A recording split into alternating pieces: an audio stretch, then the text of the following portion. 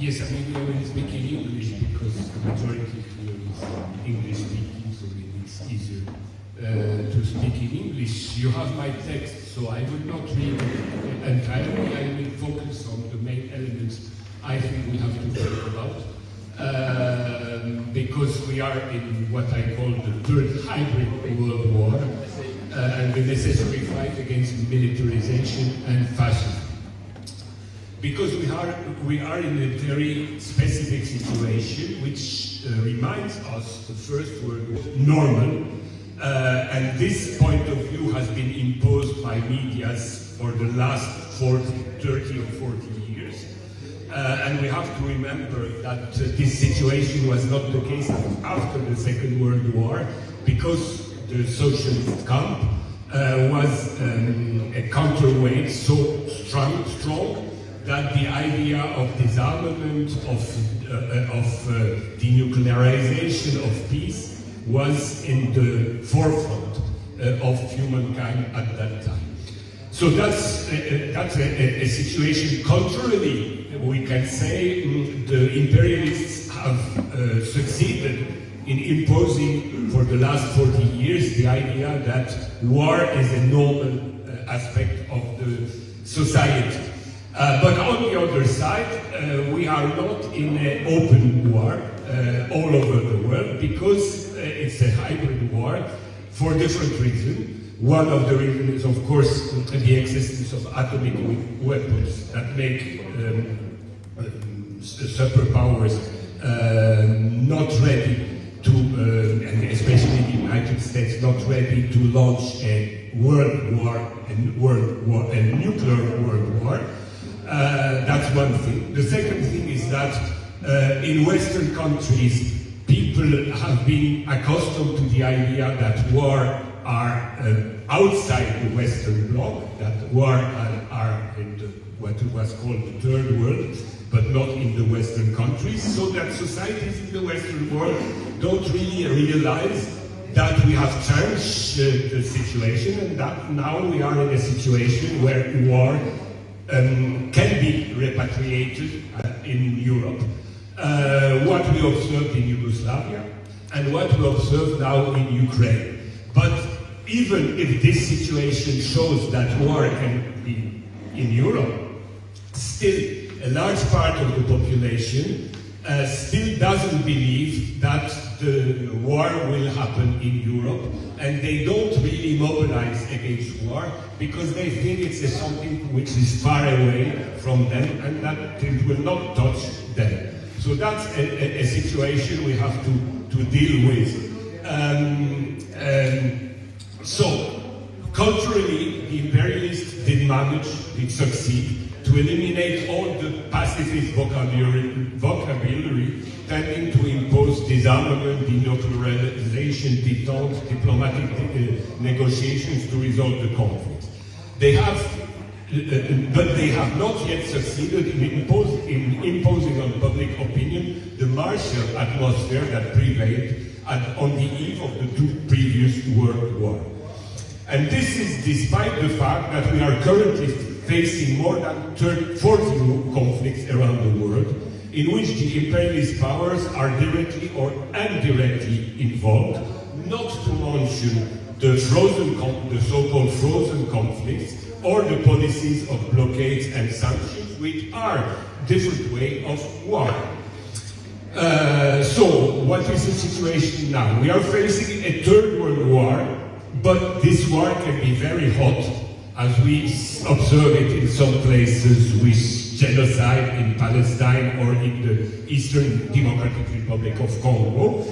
But on other parts of the world, these wars are, we can say, low-intensity wars that do not appear on the big medias.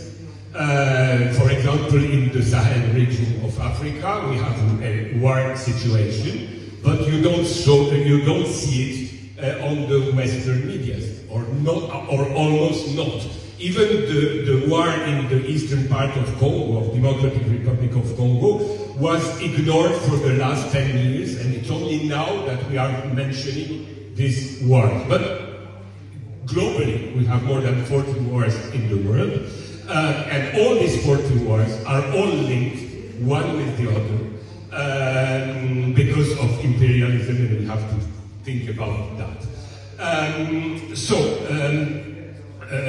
We have to know, to take also into account, that we have a very big propaganda pressure to create the impression that the so-called West is the garden and that the rest of the world is the jungle, as it was told by you know who, the big big bureaucrat that invented this conception. And of course it's a propaganda, but it's a propaganda that fits to the mentality of Europeans, because in Europe we are accustomed for the last 80 years that there is no war in front of us, concretely in front of us.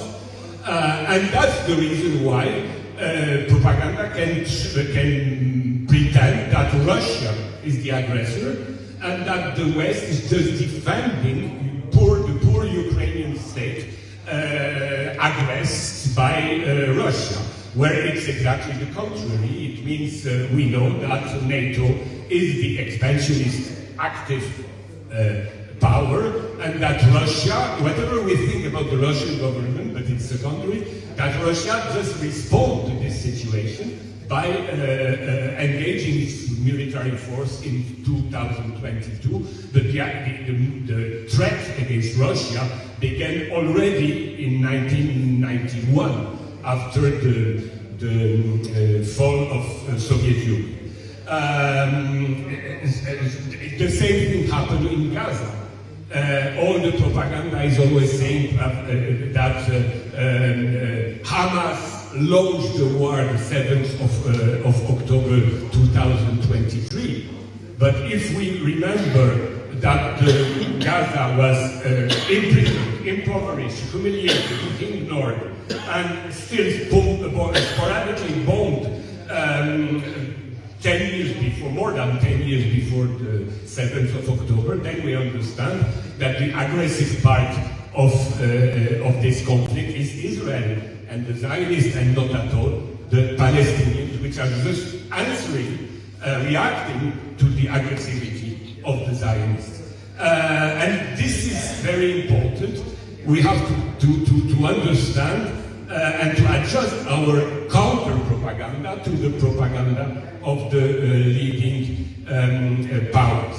The thing we have also to take into account is what I already told, that all conflicts in the world, whatever they are, military conflicts, they are frozen wars, or there are blockades and sanctions, have one and the same cause. The war in Ukraine, the genocide in Gaza and the West Bank, the terrorism in the Sahel region of Africa, the struggle to appropriate coltan in Democratic Republic of Congo, the tensions in the China Sea, the tensions in the Taiwan Strait, and the tensions between the two Koreas are one and the same conflict. If we understand that, then we understand that we have to take part and to in this conflict on the side of the countries and nations that are under threat, and the threat is coming from the imperialist West. I always remember something very clear, but a lot of people don't know about it. 70 to 80% of the military expense in the world are USA plus NATO plus Japan,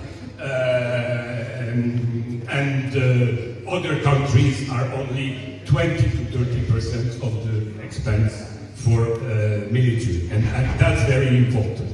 And of course, what I tell you is important and is taken into account by what I would call the rationally thinking part of society. And of course, that's the base on which we can organize our political activity. The part of the society, the classes, but also the part of social classes that are aware that they have to understand conflicts in a rational way. But the basic problem we have is that imperialists are very well organized to create images which function on the base of emotions, which function on the base of individualism, which functions on irrational, I would say magical thinking. Especially we have to take into account that there was a psychologist called Bernays, who in the United States, who was used by, even if he was from the family of Freud, and he was from Jewish ascent, he was used by Goebbels to develop his propaganda tool, and in the same way he was used in the United States to launch the advertising propaganda, and on the base of that, the imperialists now manipulate public opinion because they know very well the psychology and how to use psychology to make people function on the base of emotions and not on the base of rationality. And that is very important. We have to be, and I will finish with that, we have to be aware that if we really want to go to the masses, and to the masses that are miscontent with the current situation, but who do not believe that things can be changed, we have to take into account psychology and to do the job the imperialists did against popular people's masses, to change it and to turn it in favor of people's masses. And that's our duty, our main duty, I would say.